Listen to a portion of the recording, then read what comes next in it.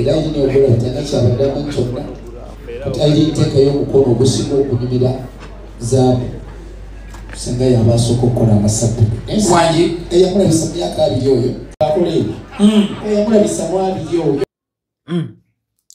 Congratulations Irene Ntale wetwogerera saawa zineno afuse Mrs. Vincent yani ogenda kubeera nga omunyonyoka mu maaso abasinga obedda mungamba nti no Irene Ntale agenda kufumbirwa Lily Puzzle just bali bebuzabuza kugambye omusajja sobodde kubeera nga alaga class alise omusajja omulungi tosobola comparing ono omusajja ebyaddala Lily Puzzle naye nga tetunagendayo abayimbi bonna bakulitedde bonna abasobodde kubeera nga bamubeererawo King Saha Weninwaji wamu n'abalala video mu maaso ogenda kubeera ng'ozerabirako naye nga tetunagendayo video eno mbadde nsaba osooka ogimpereka like ebirengeso otambe tukera obona abandi yagadde okumanya ku eno information naddala team Irene Ntale bamize mwagala nnyo bambi era mu comment section nawo nkulwange ngeri gye mwagalamu mbadde nsaba mu typingireko.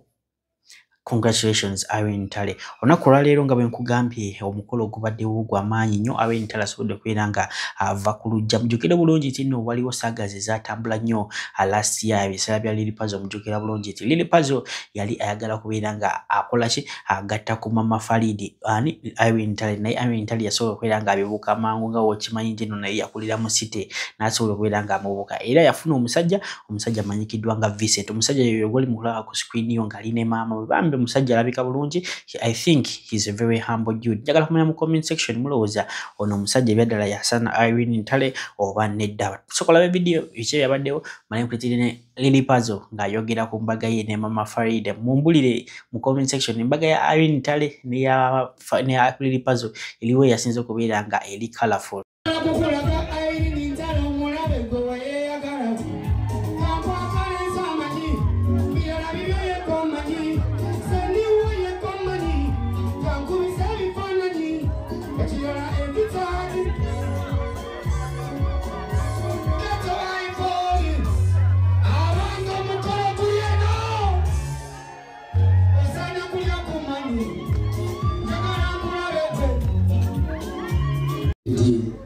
Kintu basajja abange twongere engalo bisebo omusigayirika esebo gamono muzana Marion wasajja kintu naye ali mu nyumba twongere engalo nga nyinyi nnyo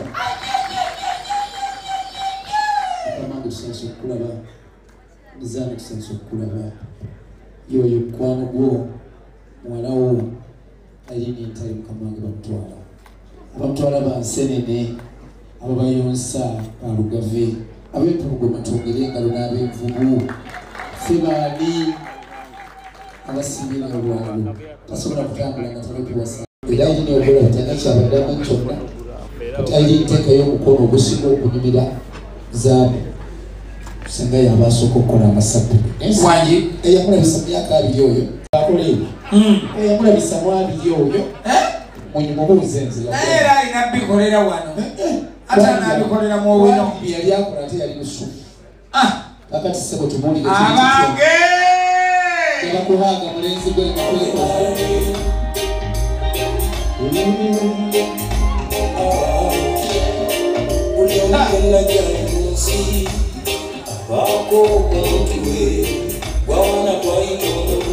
Alright, bya Irene Ntale nga tubitadde ku mabbali nkugambye olutalo lw'amazidda kubeera nga lubalukawo mu music industry ya Uganda nkugambye omukulu Shiba Kalungi yasobodde kubeera nga ate oluyimba lwe naye oluyimba kuva we yalutadde buli muyimbi omukyala aligezako kubeera nga atasobola ate abuukire amaanyi ga Queen Shiba Bashibaholics musembere wano njagala kumanya mu comment section baani abakyasinza amaanyi either ba syndicates oba Bashibaholic mujjukire bulungi kino olunaku olwaleero ali mu ssaawa 2 mabegako awo wenkoledde eno video omukulu amanyikiddwa nga Cinderella Sanyu naye asobodde kubeera nga ata video ye njagala kumanya mu comment section oluyimba ki olwasinze okubeera nga lunyuma sindi naku zinamubalira mugezi nnyo nga bw'okiwulira luyedi yazikiza oluyimba lwa Shiba olwasambadde ne batawo luno oluyimba for your love and my doors all over kati saawa zino ino oluyimba lwatadde njagala ogende oluwulirize lwa Cindy oluwulirize n'olwa Shiba ombuli oluyimba ki olugenda okubeera nga lukola ku music industry ya Uganda saawa zino engeri gye tugenda na mu elections sinaba kubeera nga mmanya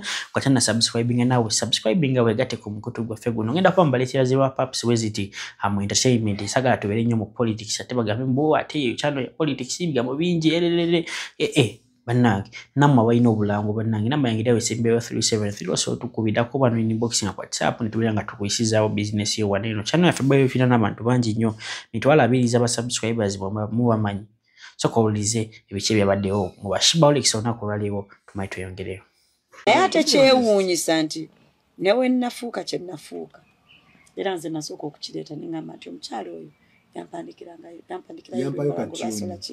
olwasooka terwakola naye appreciated yalukola ki wadde kaafa yes yaluwandiika yampa obudde n'alukola ki n'aluwandiika but naye appreciating thank you for giving me your time era ne mulemerako nnyo nga yakakawandiika kubanga yali akuba amanyi hayo najjako mu kavidiyo kange n'ayitamu n'akaintroducinga n'okaintroducinga mu intro ne kati nemwegaye nemugamba kati n'okaintroducinga ojjeko mu vidiyo biki teyasobola ate eyo vidiyo yo n'agikola ki ate yazimba mutima Nagana no jijjamu ate kati lwaki oba oyagala osazeewo okumentaringa si wekiri audio yakakuwa n'okakolera video yagano yitawo nengamba owange osanga sinatuuka kola ki yeyo story word twisting is entirely up to her being your mentor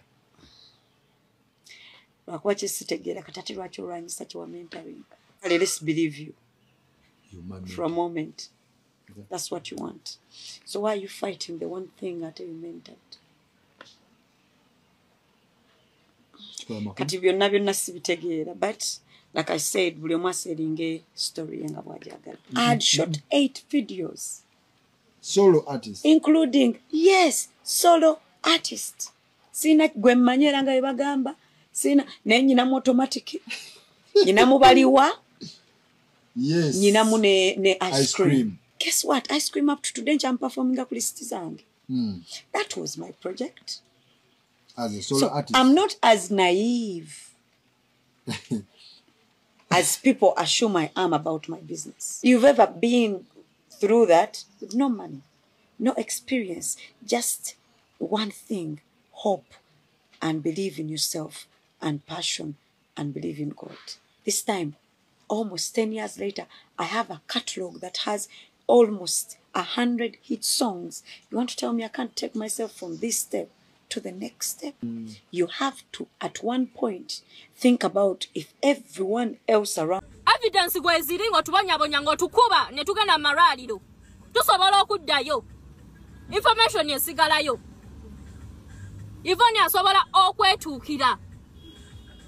Asobola kweyimirira nagamba nze wankolanga bwoti ne bwoti hezo wakamutyawa wandu mwaketa naye mukazi wati omuvumi omutese wali mukazi wati omutono battering depression nawe wali kumuvuma ogasaka ebivuma muvuma bino ebivuma bituleetera obwongo bwaffe okugira Ivoni wane bakuvumanga obwongo bwalinga butya omanyako ya live twagendanga mu depression Ivoni yagendanga mu depression nakoga yenna nagwawo kakazi katuo kaliko kahezo kavumye konna kaweddewo konna kawedde ogwate oba ovuma n'owemula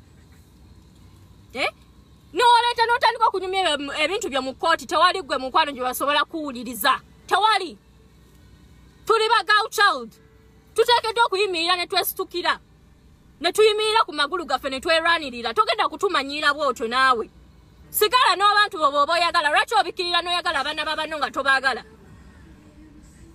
lwaki obaleeta n'obateeka mu picture mbu gwe oteetinga bawala lwaki toyimirira lwaki todetinga basajja bano mu mirembe lwaki tobaleeta mu mirembe ze nawe bagamba kuleeta evidence abamu be wali olya gye bali basobola okukulumiriza gwembwa basobola okukulumiriza heza asobola okujja n'akulumiriza gwembwa nange nsobola